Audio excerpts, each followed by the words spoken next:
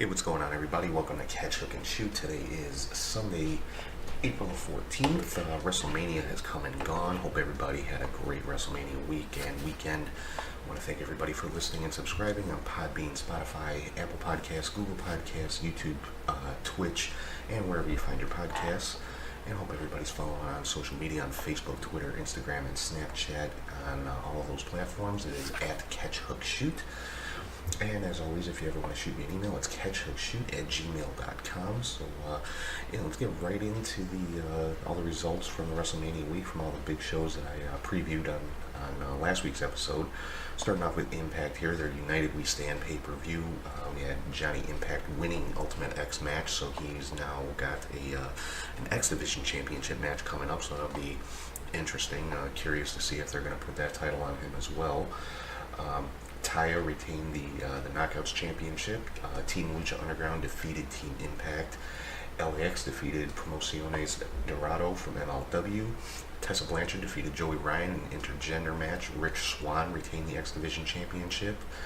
Sami Callihan defeated Jimmy Havoc. The Lucha Brothers defeated RVD and Sabu.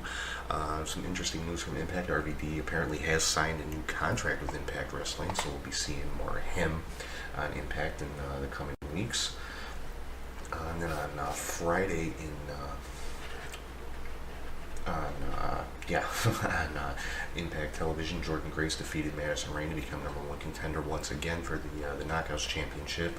So she'll be facing Taya at the next pay-per-view, which is called Rebellion. Jordan was then attacked by Taya and Johnny Mundo. Brian Cage made the save in that one. Then this past Friday had a mixed tag team match between those two teams, and apparently it looks like the Impact senior referee Johnny Bravo kind of had a bit of a heel turn and sided with Taya and Johnny Impact. So interesting to see what's going to happen with that going forward. For MLW, LA Park won their Battle Riot pay-per-view. Filthy Tom Lawler retained the World Heavyweight Championship. Teddy Hart retained the Middleweight Championship. Looks like the finals for the MLW National Championship are going to be Brian Pillman Jr. versus Alex Hammerstone. So it should be interesting there to see who's going to be crowning new champion for MLW. The Ring of Honor and New Japan G1 Supercard at Madison Square Garden was personally, I think it was a great show, but I saw a lot of kind of mixed reviews online. Some people loved it, some people hated it, but the Garden was sold out, and Kenny King won the Honor Rumble, so he will be getting a championship match. Jeff Cobb defeated Will Ospreay to become both the Ring of Honor TV champion and the Never Openweight champion for New Japan. Roosh defeated Dalton Castle in what was basically a squash match. Kelly Klein defeated Kelly Klein defeated Iwatani for the Women of Honor Championship. The Guerrillas of Destiny won a four-way match for the Ring of Honor and IWGP Tag Team titles. Saw an interesting run-in in this match from Enzo and Big Cass, of all people. Looks like they're going to be doing some work for Ring of Honor. It was kind of made out to be a shoot, but then I'm thinking it was more of a work shoot, because now they are they're putting out some promos and things like that, and apparently their new names are Enzo, which is NZO, and Kaz XL, CAZXL, and the name of their team apparently is Free Agency. That's AGEN, the letter Z. So they seems to be a bit of a theme there with the letter Z with them. So we'll have to see. Looks like what their involvement's going to be in the tag team division going forward with Ring of Honor. Again, this was something, some people thought it was cool, some people didn't like it. I mean, Enzo was not very well liked by a lot of fans, so, a lot of people were kind of down on this angle. Apparently, New Japan did not know that Ring of Honor was going to be running this angle, so I don't know if that's going to create any tension there between the two companies, but, it is what it is. Zack Sabre Jr. retained the British Heavyweight Championship. Kota Ibushi wins the Intercontinental Championship.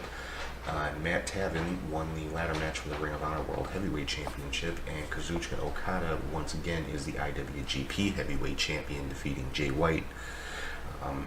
Moving on to the WWE Hall of Fame, of course, the big talk about that was Bret Hart being attacked by a quote-unquote fan during his induction speech. And yeah, I mean, I got to give a lot of credit to all the WWE guys sitting around ringside. I mean, no sooner had that guy hit the ring than the ring was pretty much full with guys pulling him off of Bret and dragging him out of the arena.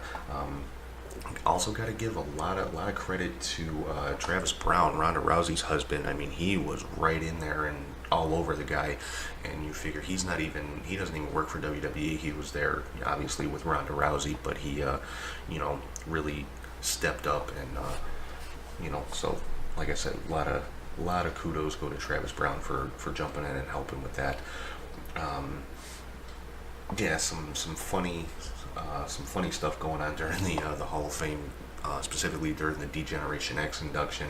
A couple of references made to AEW, not specifically by name, but Billy Gunn saying, "Oh, Vince can't fire him." Triple H saying, "Oh, Vince will buy that pissant company just to fire you again."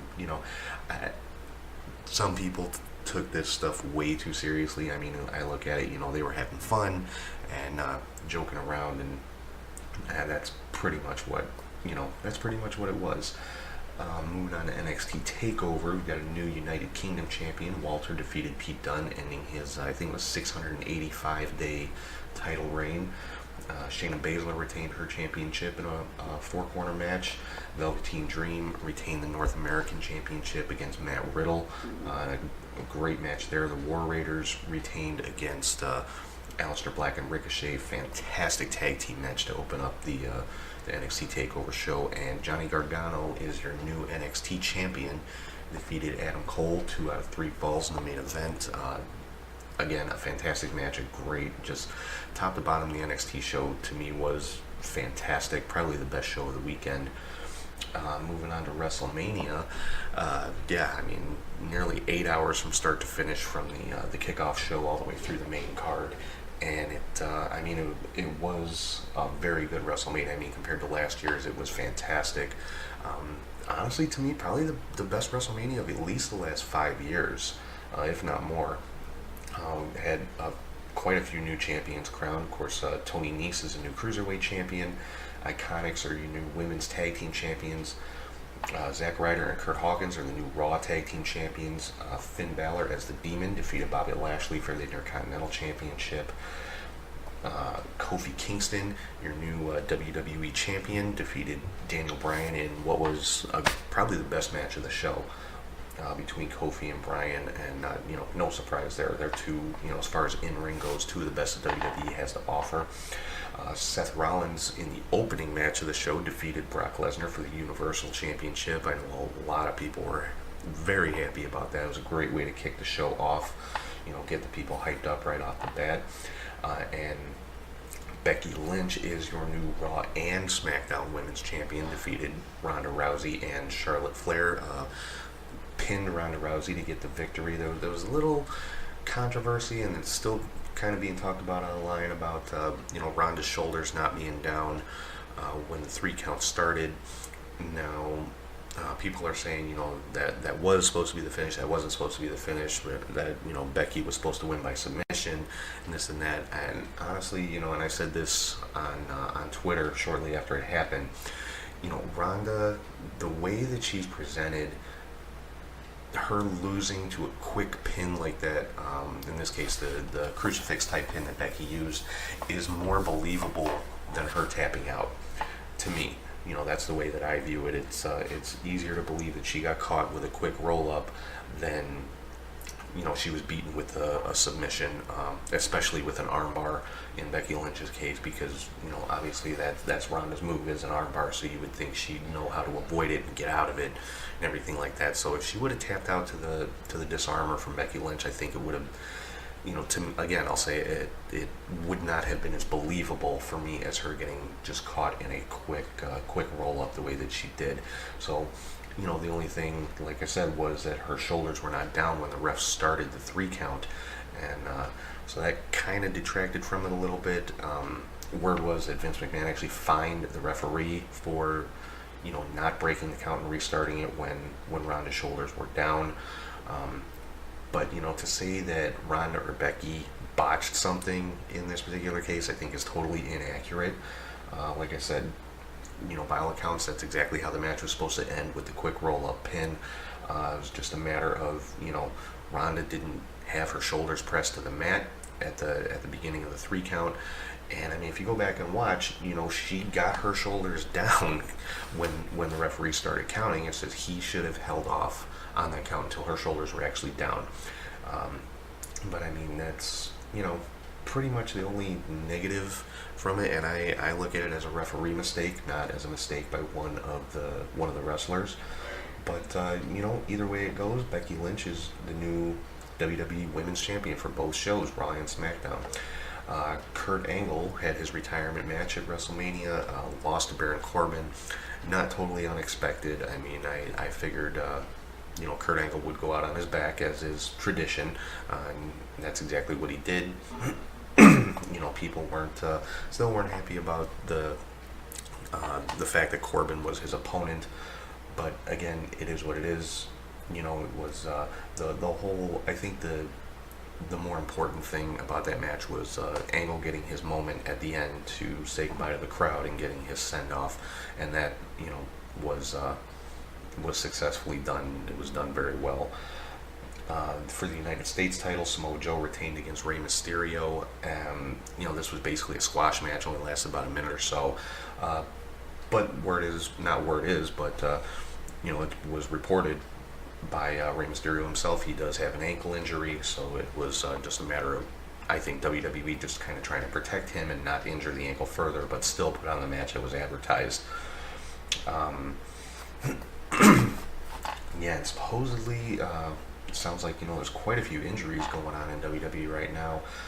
One report said that Ronda Rousey broke her hand during the main event, or there was another speculation out there that her hand might have already been injured because she has been having it wrapped pretty regularly the last few weeks. But by all accounts, she is taking time away from WWE, so that really is not going to affect anything going forward. Hopefully it heals up and she is able to come back at some point, which I'm sure she will. I'm sure we'll see her in a WWE ring again.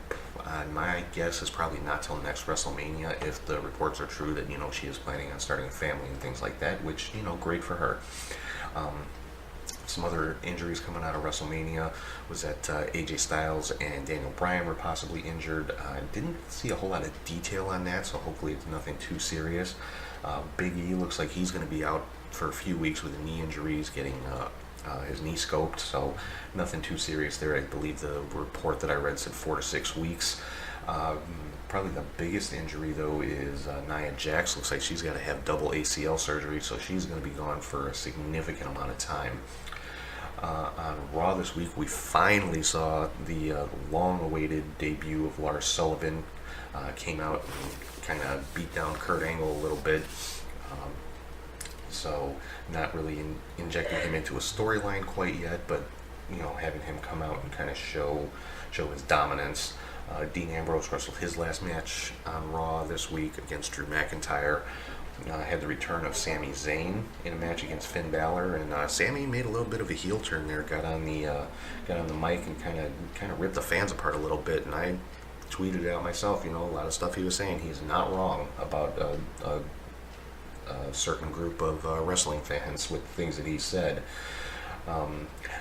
Lacey Evans finally got into a physical confrontation on Raw when she hit Becky Lynch with the what she calls the women's right, basically just a right cross to the face. So it's looking like what's been kind of going around the rumor mill about her is true, that she's going to be thrust right into the title picture against Becky Lynch. So I would think more than likely we'll be seeing that match at the next pay-per-view, Money in the Bank. We had another, what was supposed to be winner-take-all match with Kofi Kingston and Seth Rollins as the main event on Raw, but of course that was broken up by the Bar. Sheamus and Cesaro. Didn't really understand what the story of that was. I mean, I figured, I didn't expect it to be an actual match. I figured a disqualification, no contest, which is exactly what we got. And it turned into a tag team match with Kofi and Seth versus the Bar. I didn't understand the involvement of the Bar. I figured whoever got involved in the match would be somebody to challenge for one or both championships to kind of start off the next rivalry for one of these guys. So just kind of a confusing ending. Moving on to SmackDown, we had The Bar and Drew McIntyre taking on the New Day in a 6-man tag team match. And McIntyre kind of disappeared in the middle of this match, and apparently that was by design as well. He didn't leave the ringside area because he was injured or anything. It was done as a protective measure so that he wouldn't be out there during the finish of the match with the Bar taking the loss to the New Day. Then we had another 6-man match: Aleister Black, Ricochet, and Ali versus Nakamura, Rusev, and Andrade. The shows this week really didn't do much to create any new storylines or anything like that. It was just kind of I don't want to say filler, but that's probably the best word for it, because we do have the Superstar Shakeup coming next week. Now the Iconics did have a tag team match on SmackDown against a local team, and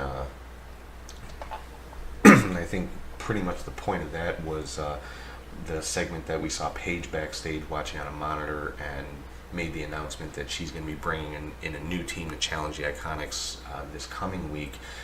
And the reports are that it's going to be the Sky Pirates, Io Shirai, and Kairi Sane from NXT. So I think that should be a pretty good matchup right there. So that obviously will be part of the Superstar Shakeup happening this week. Now at the NXT tapings, Kairi Sane did have a match and kind of said her farewells to the NXT fans. So that again points to her being brought to the main roster. Some sad news this week. Vampiro put out a video announcing that he's been diagnosed with early onset Alzheimer's. It's again very sad news. Vampiro, of course, a legend in the wrestling business, predominantly in Mexico, but did have a pretty good run in WCW before they closed up. And then some other strange rumors going around that Sasha Banks tried to quit the WWE over WrestleMania weekend because of the outcome of the Women's Tag Team Championship match. Not that she had any problem with the Iconics. It's just that apparently she was under the impression that she and Bayley were going to get a pretty lengthy title run as the first Women's Tag Team Champions, and that didn't happen. And I understand the frustration, I guess, but to take it to that extent, trying to quit the company and things like that, I think is a little bit extreme. Obviously I'm not there. I don't work in WWE, so I don't see all the behind the scenes stuff, but outwardly as a fan, I wouldn't think that Sasha is one that I would call mistreated. She's had numerous championship runs. Granted, none of them have been very long. She's really never held a title past her first title defense, and I'm talking about on the main roster. I'm not talking about NXT. But so I get the frustration. She's never had a significant title run with any championship. So, how much truth there is to these rumors that she tried to quit and ask for her release, who really knows? When it comes to the dirt sheets, what they're reporting, you have to take everything with a grain of salt, because you don't know what their sources are. They all say they have sources within WWE, and that's fine and good, but, obviously they're not going to reveal who those sources are by name or by anything else. It's, so, like I said, you have to take everything that they say with a grain of salt, because are they getting this from a talent? Are they getting it from an office person? Are they getting it from management? Are they getting it from a writer or a producer? Are they getting it from an intern? Are they getting it from the second floor janitor at Titan Towers? Who knows? So you have to take it with a grain of salt. But word is that she tried to quit, and she and Bayley staged some kind of protest both at WrestleMania in the locker room and back at their hotel. Just kind of like laying on the floor and being very vocal about their displeasure with what was going on. So I guess we'll have to see how this plays out. Is Sasha going to get granted her release? Apparently she supposedly unfollowed Vince McMahon in WWE and is now following some AEW, more AEW stuff on Twitter, and Personally, with some of that stuff, I think it's just Sasha trolling the fans. Now, I'll say up front, I have no sources on this. That's just my opinion based on the content of some stuff that she posted and the fact that she's following some AEW Twitter accounts. So to me, that's what it looks like. Is she's just kind of having some fun with the fans and fueling the rumor mills just to kind of screw with people, so to speak. But again, we'll see how that all plays out. Talking about AEW, another rumor is that Warner Media is going to be including AEW in their upfronts on May 15th. Now, for those of you that aren't familiar what an upfront is, it's when the networks, TV networks, present their programming lineups to advertisers. And supposedly AEW, again, is going to be included with Warner Media. Now, Warner Media is the parent company of the Turner Networks, TNT and TBS. So, yeah, interesting, and that I think was pretty much the what a lot of people were assuming, was that it would be one of those networks that would be presenting AEW's TV show, especially after JR said, it's a huge network, it's something everybody has. When you're talking about cable networks, I mean that, those are, at least with me, the first ones that pop into mind when you're talking about a network that everybody has and it's easily accessible is TNT or TBS. So we'll have to see once May 15th rolls around if that is the case. And another rumor about AEW is that their TV show, which supposedly is called based on trademarks that they filed for. Supposedly their show is going to be called Tuesday Night Dynamite, but the rumor is that it's not going to be a year-round show, so that would indicate that they're going to have some kind of off-season, which in pro wrestling is huge. I mean, Roman Reigns actually said wrestlers would benefit from having an off-season and be able to heal up and just kind of recharge and things like that, rather than being on the road 300 days a year or whatever it might be. So that's something else that's gonna, I think, attract more talent. And if wrestlers choose to work during that off season, take indie bookings, by all accounts, the AEW contracts are going to allow for that. So it gives them a chance to make keep their names out there and make continue making indie appearances and make extra money for themselves. So it I mean, just based on rumors, because that's all we have at this point, it sounds like AEW from a wrestler standpoint is going to be a pretty good place to work. I mean, you're talking good money, medical benefits supposedly, and possibility of an off season. I mean, if I was a wrestler, I'd be first in line. Where do I sign? So we'll have to see how all this stuff kind of plays out here. And so I wanted to make a pretty big announcement here. I know I teased this a little bit last week, but coming up on Sunday, May 12th, Mother's Day, Warrior Wrestling here in Chicago is going to be putting on their 5th event at Marion Catholic High School. And as always, they will be having their Fan Fest before the wrestling event starts. And the Fan Fest starts at noon, and the event starts at 2. And I am very, very excited to announce that Catch, Hook, and Shoot will be part of the Fan Fest. We'll be there recording, and hopefully I'm going to try my best to get, a couple of interviews, get at least a few words from some of the stars that are going to be there. The ones that... a few of the ones that are going to be in attendance are going to be Brian Cage, Lucha Brothers, Jordan Grace, Molly Holly, Tessa Blanchard. Should be a great show. So if you're in the Chicago area, if you're going to be in the Chicago area, try to come and check it out, because I was at their last event, Warrior Wrestling 4, and it was amazing. So they get a lot of good talent. The Fan Fest is very fan friendly. It's $25 to get into the Fan Fest, and that's it. There's no additional charges for photo ops or autographs or anything like that. It's one-time fee. The only thing you pay extra for, obviously, the wrestlers, they bring merchandise, T-shirts, things like that. So obviously that's not covered under that $25, but just for a photo op and an autograph from some pretty big, some of the top indie stars in wrestling right now. I mean, Warrior Wrestling for the main event was SCU versus OVE. It doesn't get much bigger than that when you're talking about indie wrestling. And at this particular event, they will be crowning their first ever Warrior Wrestling Women's Champion, a match with Jordan Grace versus Tessa Blanchard with Molly Holly as a special referee. And Brian Cage will be defending the Warrior Wrestling Championship against a wrestler named Wardlow. If you're not familiar with him, he actually had a match against Moose at the last Warrior Wrestling and defeated Moose, surprisingly enough. Another big, tough, heavy-hitting guy. Should match up very well with Brian Cage. I'm not super familiar with Wardlow, but after seeing the match he had against Moose, I'm definitely impressed with what I've seen so far, and I'm looking forward to seeing some more. So, again, that is Sunday, May 12th, Mother's Day, starting at noon for the Fan Fest and 2 p.m. for the actual event.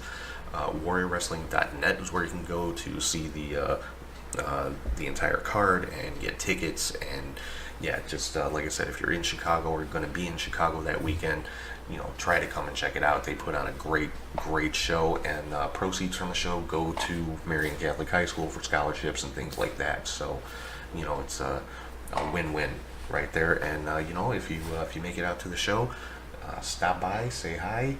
I'll be happy to put you on the mic for a minute or two and talk to you about the show or whatever the case may be. So hopefully see some of you guys out there. And I know I mentioned last week I'm going to get back into the lists that I put together. I already did my list of my top 100 male wrestlers of all time, and my next one I'm going to be starting here today. Part 1 is going to be the top 50 women of all time in pro wrestling. I'm going to go through numbers 50 through 26 today, and next week I'll go count down 25 to 1. So we're going to jump right into that here. Number 50. Now, this first one, she's not actually a wrestler, but she, her contributions in the business, her importance cannot be denied, and that is Miss Elizabeth. She was really the first woman to be put out there as a manager, not referred to as a valet or anything like that. Of course, you had Jimmy Garvin had Precious, but she was called a valet, and things like that. But Elizabeth was really, one of the first women to be put at the forefront as a manager with Macho Man Randy Savage, and you just can't deny her importance to the business, both in WWE and WCW. And how she's not in the Hall of Fame yet is beyond me, but I'm sure it is coming. I'm sure it'll happen at some point. I mean, the Hall of Fame's not going anywhere, so she will, without a doubt in my mind, be part of the Hall of Fame at some point. The next on my list is actually a tag team, so I guess you could say it's top 51 if you want to get real technical about it, but it's the Jumping Bomb Angels. Now, any of you guys who are not familiar with them, go back and check out the Survivor Series and Royal Rumble from 1987 and 88.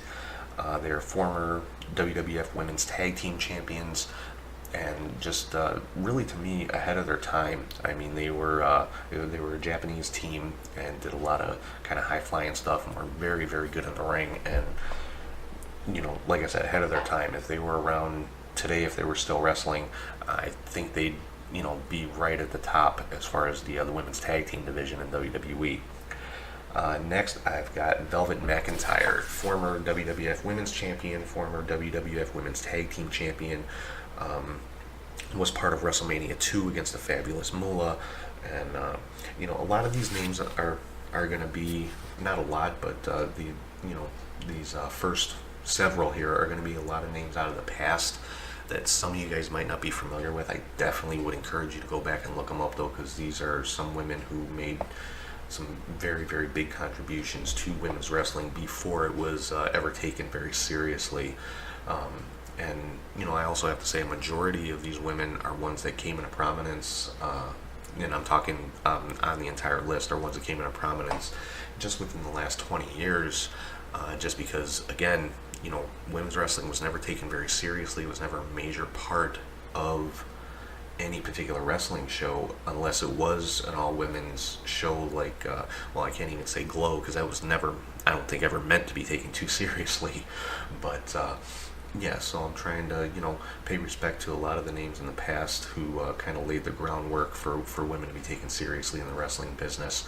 On that note, next is Leilani Kai, another former WWF Women's Champion, WWF Women's Tag Team Champion. She was a part of WrestleMania 1. She was the Women's Champion, defended against Wendy Richter in WrestleMania 1. Next is Judy Martin. She was the tag team partner of Leilani Kai in a team called the Glamour Girls, who were the WWF Tag Team Champions. She was also an NWA Women's United States Champion. Next is June Byers, a former NWA World Women's Champion and a member of the WWE Hall of Fame. Next is another WWE Hall of Famer, Judy Grable.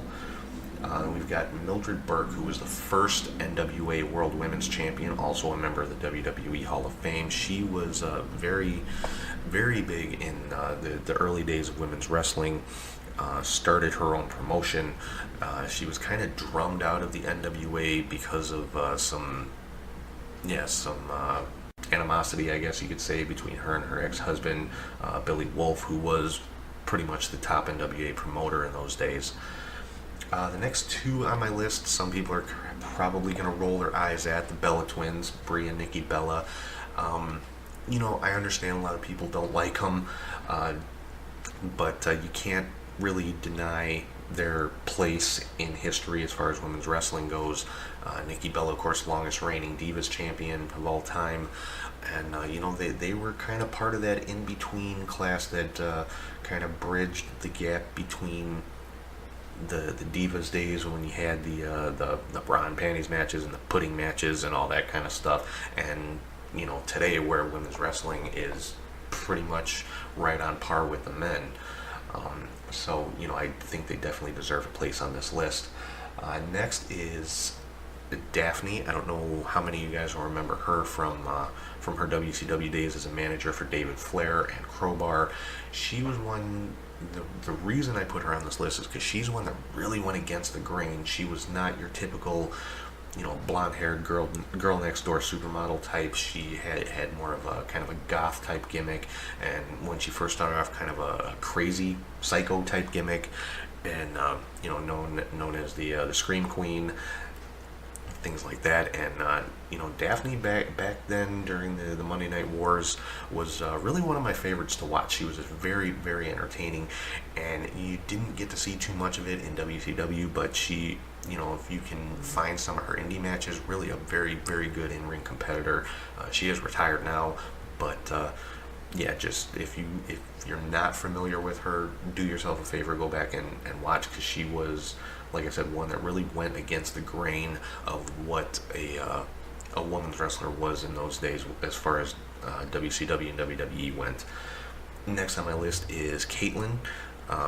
She was another one that kind of helped to bridge the gap between the Divas era and the Superstar era, I guess you could call it, for the women.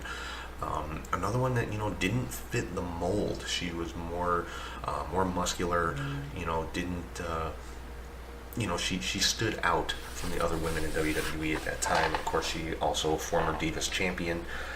Next on my list, getting into some more current superstars, is Sasha Banks. She has been a part of a lot of firsts with WWE. The first Iron Woman match, the first Hell in a Cell, first Women's Tag Team Champion with Bayley. She's been NXT Women's Champion. She's been WWE Women's Champion. She's been a huge part of the women's revolution in WWE, and has definitely earned respect and earned a spot on this list for me, as well as the next person on the list, which is Bayley. Again, right there with Sasha Banks, been a part of a lot of firsts for women in WWE. The Iron Woman match, first ever, not first ever, but first ever women's tag team champion of the revived championship in this era. I mean, WWE has not had women's tag team champions since the late 80s, so definitely has earned her spot as well. Next on my list, and this woman is somebody who I think really is the future of women's wrestling, and that's Jordynne Grace. I have become a huge Jordynne Grace fan over the last year or so, and she's one I think she can believably hang in that ring with pretty much anybody, be it man or woman. I know, the mainstream wrestling companies like WWE, New Japan, Ring of Honor, you don't see a lot of intergender stuff, but you do see it on the independents. Sometimes in Impact, the last couple weeks, it's been, been gotten a little more attention as far as Impact goes. But she's one, can, like I said, can believably hang in there with men or women, just because of the way that I see it, is her size and her build. She's not so huge that it's, it's not believable for her to be in a match with somebody like Madison Rayne, but she's not so small that you don't think she could hang in a match with, say, Johnny Impact or whoever else it might be, or like a Joey Ryan or something like that. So she can get in there and mix it up with pretty much anybody, and her in-ring style is great. Her finishing move, it's probably my favorite finishing move of anybody else in the business right now. The Grace driver, as they call it on Impact, kind of like a pump handle Michinoku driver, but so definitely an up and comer. And like I said, I view her as a future of the business, as well as the next person on my list I kind of view the same way as Tessa Blanchard. Former Impact Women's Champion. She's been a part of the Mae Young Classic in WWE and had some matches in NXT. She is the WoW Women's Champion as well. And Jordan Grace and Tessa Blanchard, they're like 23, 24 years old, so they have very, very long careers ahead of them. And I look forward to see where women's wrestling goes with these two. Next on my list is the current Impact Women's Champion, Taya, a huge star in Mexico, and has is becoming a huge star in the U.S. as part of Impact Wrestling. Next on my list is Mercedes Martinez, very highly respected veteran in the business, has been part of both Mae Young Classics, and just a great in-ring performer. Like I said, very well-respected veteran in women's wrestling. Next I have Santana Garrett, who was a big part of WoW Women's Wrestling, former champion there, and again, has had some time in NXT. She's one I definitely expect to see in NXT sooner rather than later. Next on the list, another very highly respected veteran is Meiko Satomura. Again, part of the Mae Young Classic this past year, and just amazing in the ring. Another one who has started her own promotion in Japan, and I mean, what else can be said? And I'm not getting into super great detail on too many of these, if any. I highly encourage you guys to, if you're hearing some names that you're not familiar with, just look them up. Just read up on them. It won't take too long. Just like I said, it will definitely pay off in your wrestling IQ to know some of these names. Like the next one on this list, Akira Hokuto, another Japanese superstar. She was part of WCW's short-lived women's division, had a lot of great matches with Medusa back during the Monday Night Wars, and just a fantastic in-ring performer, very well respected in Japan. As is the next name on my list is Bull Nakano, former WWF Women's Champion, had a great rivalry with Medusa both in WWF and in WCW back during the Monday Night Wars. Next on my list, the current AEW star, will be part of Double or Nothing coming up next month, is Aja Kong. Again, another one, look up some of her matches, just very, big, hard-hitting, rough and tough in the ring, and just a lot of fun to watch. As is the next one on my list, which is ODB. Had a brief run in WWE developmental, but really kind of came into her own as part of the TNA Knockouts division, and just again a lot of fun to watch. Former Knockouts Tag Team Champion, and I can't say enough about ODB. She is one of my favorite women wrestlers of all time. And the final one for today's list, this is number 26, is Velvet Sky, multiple time TNA Knockouts champion, Knockouts Tag Team Champion, and just really kind of, is one that was part of that core group of knockouts that really kind of built the TNA Women's Division to be one of the most watched things on on that show. And she's another one that a lot of people will kind of trash talk her online, and love her or hate her, she has earned her place in women's wrestling, and I have utmost easy enough for me to say respect for her and the things that she's accomplished in the business. And of course, just recently made her debut for Ring of Honor at the Madison Square Garden show over WrestleMania weekend. So that is number 50 through 26 for my top 50 women of all time. I will count down from 25 to 1 next week. Again, don't forget May 12th, Mother's Day, Warrior Wrestling 5 at Marian Catholic High School here in Chicago. Doors open at noon for their fan fest. Come out and meet some of your favorite independent stars. Get photo ops, autographs. Should be a lot of fun. And I will be there taping the show that day. So yeah, I'm hoping to, like I said, hopefully get a couple of words here and there from some of the independent stars that are going to be on the show. So that's pretty much all I've got for this week. Like I said, once again, thanks for listening and subscribing on Podbean, Spotify, Apple Podcasts, Google Podcasts, YouTube, and Twitch. Remember, as I said last week, I'm not going to be posting the show on Twitch on a weekly basis anymore, just because they've kind of changed their policies for uploads, but I will still be doing, anytime I do a live stream, it will be on Twitch.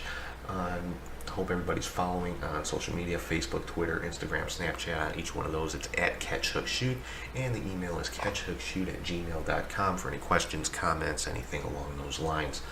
So until next week, I'll be signing off for right now. Hope everybody enjoyed WrestleMania week. The Superstar Shakeup is coming up this week on Raw and SmackDown. It should be interesting how things play out with that. It's always cool to see some of the surprises, new rivalries developing, and things like that. So this kind of sets the direction for WWE for the next year coming up to the next WrestleMania. So until next week, I'm going to sign off for right now. Hope everybody has a great week, and I will talk to you guys soon.